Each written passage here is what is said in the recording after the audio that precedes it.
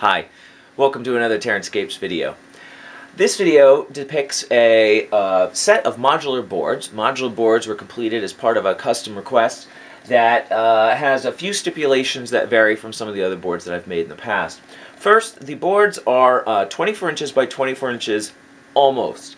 The customer requested that they be just about 1/8 of an inch short on those dimensions, so that when he assembles them into a 6x4 table on his tabletop, the table that he has a frame so that these will recess into the frame and fit it snugly.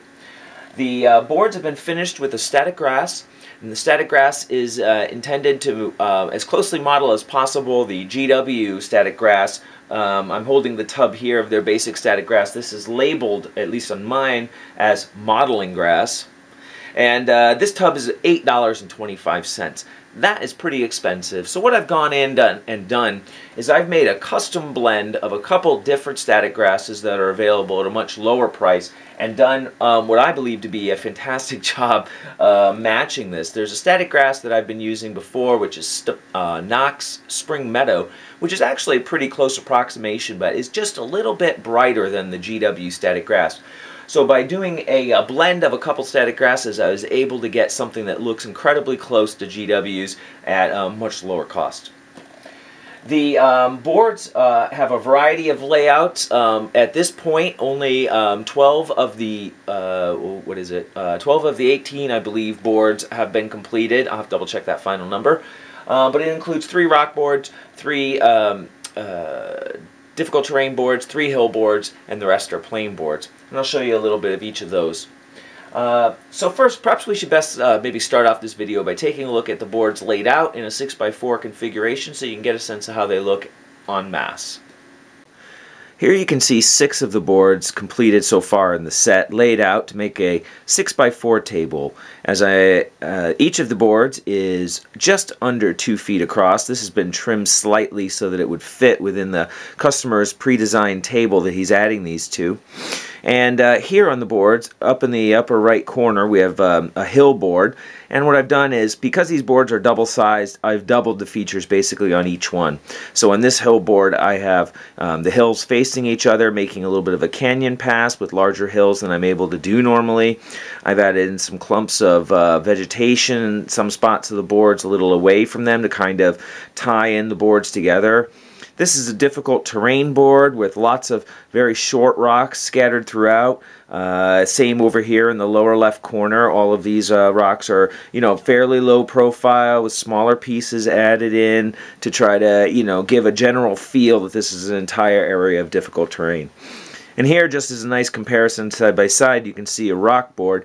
Here the casts are much larger, much more high, much significantly higher, and are a little bit more prominent. And one of the nice things about these larger size boards is I'm able to integrate, some really large casts in here, sort of a large rock fissure that's been overgrown in the middle, something I'm not normally able to do on the smaller boards. One of the tricks with doing large boards like this is trying to keep it so that it doesn't look grid-like, in the sense that with only 6 boards and having to have each of the edges seamlessly connect to each other with static grass, you're limited to how you can differentiate the middles. And so what I've done is, in some of the boards I've filled in more of the middles than in other boards, and some I've left the boards a little more open in the middle to try to break it up and to give it a little bit more variation in the layout. Different boards are going to produce a slightly different effect depending on which 6 are placed together, or more if the table is going to be made much larger. And here you see one of the hill boards, and the hill boards each feature 2 hills varying size and shape, and all of the hills, except for this one, feature at least one cliff face on them of varying length and shape. And again, with the typical foliage that I've placed around the cliff face, and I'll give you a close-up of this in a second. And then I've scattered just a few small clumps of foliage around the boards to give them just a tiny bit of variation, but without impeding future placement of terrain somewhere, where you might want to drop a large building in, or if you're going to be playing with large amounts of block troops. Although this customer is primarily going to be using these for Lord of the Rings, and possibly even for 15mm World War II conflicts. Let's take a closer look at that hill if I can do this smoothly.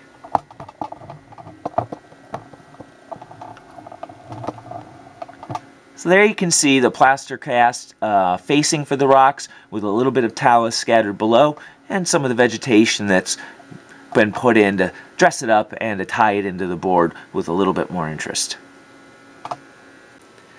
And here's a close-up of one of the difficult terrain boards. Difficult terrain boards feature lots of relatively shallow rock castings. So most of these only stick up perhaps a centimeter. Every now and then there might be a slightly larger one. But it's got a much higher density of obstructions, and they're relatively low to the ground so that troops could be placed right on them without really tipping them over or impeding overall movement, and conveying a general area feel rather than a single obstruction that, you know, blocks movement, carries through like that. With these rocks, I also took a little bit more time to just blend slightly more, you know, an extra color into them to try to give them just a little bit more interest. This is something I've been doing on some rock outcroppings in the past, and it's something I'm probably going to continue to do and explore with some additional colors in the future. It's difficult when you've got all these rocks scattered around to try to decide how to direct, you know, sort of, I mean, in essence, you know, these colors, if you can see that just laying right in here, represent, you know, different kinds of mineral impurities in rocks. If you take a look at natural rocks, you'll see these regularly. And I was unsure when I was painting these whether, you know, these are erupted from bedrock that had, you know, striations in it from folding, tectonic actions, that sort of idea. Maybe I'm overthinking it. Wouldn't be the first time I've been accused of that. But I didn't want to go too heavy with it and risk creating something that looked unrealistic, even though you may not consciously perceive why it's wrong. Sometimes, at least to my eye, things look wrong, and I might not even entirely be sure why. And then just for a base reference for comparison, here's an open plane board. And so, you know, it's the main thing that I've really tried to focus on with the open plane boards in particular, but all the boards in general, is to try to create natural transitions between the static grass and the soil areas. One of the things that I often see, and was a problem that I had originally when I was working on creating terrain, is ending up with something that looks to me a little bit cowpatchy, for lack of a better term. And so in this you know, set, I've really strove to try to create some kind of a transition, which is particularly difficult with static grasses. I can't spray it with a matte sealer at the end because it will press down on the grass and will give it a flat appearance instead of having it stand up. And so I have to get it right the first time rather than being able to sprinkle on additional flock and then seal that in place later to create smoother transitions. So I've gone in and really tried to, you know, very carefully stipple areas and feather them in some areas to try to create some of that breakup where you might see grass encroaching on an area and give it, you know, basically try to avoid some of that cowpatch pattern. I think I have a little room still to grow in this technique, and it's something I'd like to explore later, but definitely this is one of my better pieces utilizing static grass, which presents its own challenges compared to standard kinds of ground foam flock. So, in conclusion, wrapping up a little discussion of these boards, noticed a couple things.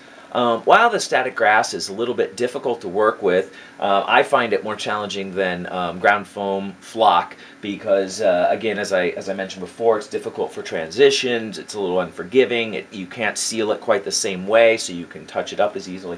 But I do like the overall effect. It's been a while since I've worked with just pure static grass, and I really like the way it's come out on these boards. And I also noticed something else. Because it feathers out over the edges of the corners of the boards, you get little hairs sticking out just a bit. It actually helps tie in the seams of the boards a little bit tighter than using ground foam, which tends to actually want to pile up on the corner and sit away from the corner, so it's difficult to get it to the edge. So each material has its own challenge and its own benefits. The other thing that I wanted to mention is that I use of course I put foam coat on all the boards. That's my standard issue now. And if you haven't seen my review on foam coat, you should go back in the video libraries. I've done a couple videos discussing foam coat from the Hot Wire Foam Factory. But what I noticed is that in the smaller boards, my 10-inch by 20-inch boards, the boards have warped quite a bit in some cases, some smaller amounts. It varies quite a bit. But it's because the foam coat, when it cures, it expands slightly, and that causes the top surface to get bigger. Anyway, that causes it to warp. What I'm noticing is that on these boards, they sit very flat after the foam coat has cured. So I don't know if I got a little lucky with this set. I tend to think it has something more to do with the dimensions of the boards, and perhaps as a percentage of the total size, it's not making as much of a difference.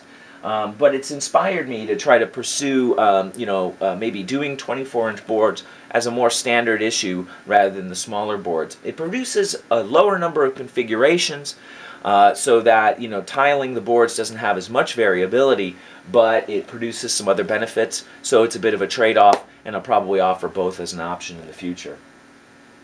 So, if you have any questions or comments, feel free to leave them below. If you want to see pictures, I'll have links in the descriptions if you want to check those out. If you want to email me, it's mike@TerranScapes.com. And once again, thank you so much for joining me in these videos, and for all the feedback that I get. I really do appreciate it. And keep your eyes peeled on the channel. I've got another video coming up real soon.